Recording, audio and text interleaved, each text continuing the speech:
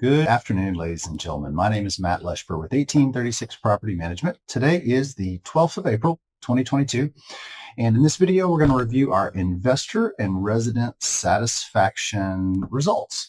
Mostly, we're going to go over a couple comments from both sides to answer some questions and let you guys know that we are engaged, we are developing solutions, and we do care about what you have to contribute. So we've had a number of responses and feedback over time, and there's quite a number in here. So we're just going to be able to select a few, but we'll try to get some from all sides of it. So we're going to start with the investor satisfaction survey sent out on March 30th. One of the responses was the payment system is really, I'm not, and then there's a period. So then the next sentence is doesn't remember account every time, charges dollar every time. That is in spite of a annual fee, and no correlation between bills and payment system property information is hard to find.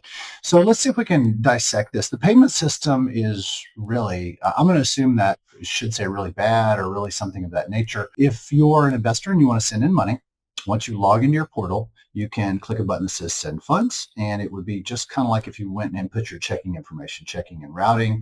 It may even save it for you, and therefore in the future you can send those funds. May or may not save that based on security features, because you may or may not want that information to stay in there.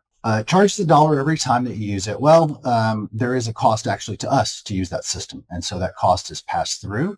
However, we did put in an annual fee for all the technology that we deliver that others don't a couple of years back. And so as a result of this comment, we actually removed that dollar fee. But just so that you are aware, it does charge us as a company every time you send us money. So 50 cents or a dollar is not a terrible charge either way, but that charge has been removed and we are absorbing that at this time. No correlation between bill and payments. The system is set up with balance sheets, income statements, property statements. And if you'd like a walkthrough of it, your PM can set up a time to give you an online tutorial. We also have videos online, as well as Buildium has videos online. But everything that we record accounting-wise is actually in that system, and it's also clickable so that you can see the invoice on the back side of everything. There's nothing accounting-wise or mathematical-wise that's not in that system.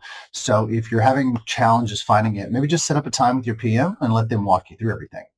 Another comment was we were charged money to check a property after a cyclone without informing us. They weren't expecting such charges, but as a property manager, we have a duty to inspect those properties. Now, we had a tornado go through our area on the north side of our service area about a month ago.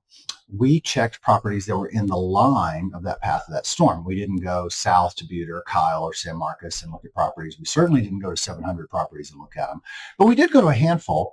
As such, we have to charge to go to those properties, but there very well may be damage to those properties that the tenants aren't reporting. So we have a responsibility to you guys as owners to go see those properties for ourselves. If we come back a year or two later and say, hey, there looks like there's been some water intrusion, you're going to go, why didn't you go look? So we have that responsibility. That is what we're charged to do. And so even if there's a trip charge, we have to go check out those properties. We cannot rely on the tenants to tell us everything. It's really not their job, and they may or may not care. So we've got to take care of business. Next one is disappointed in the change in how we pay for maintenance and repairs. I don't understand why I need to send in money while at the same time being sent rent checks. The answer to that is trust accounting principles.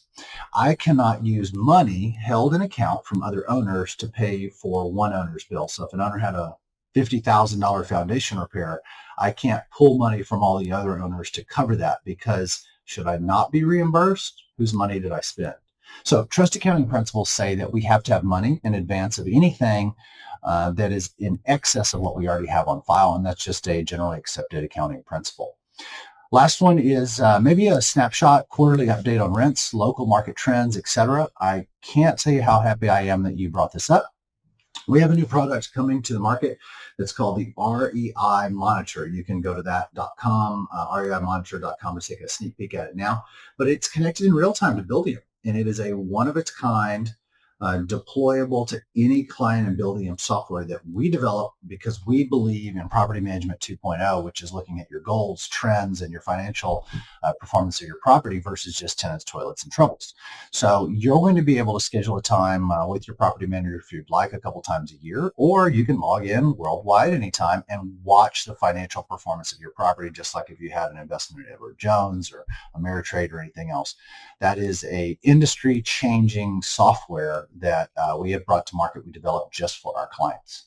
So we're really happy. If you haven't talked to your PM about that and would like login credentials, all you have to do is ask. It's included for you as an 1836 client and does not exist anywhere else. Not just not available, but doesn't exist. We're working on a couple-year project right now about PM 2.0 and how we can really get to be about delivering great service and helping clients reach their goals instead of just dealing with tenants' toilets in trouble. That's kind of PM 1.0. And honestly, behind us all, we all need to be striving for something better and something more collaborative and something that's more connected to our clients and their goals. Thank you for your time. Have an absolutely wonderful second quarter of 2022. If we can do anything for you, as always, phone number is the same, 512-994-4323. Thanks for your time.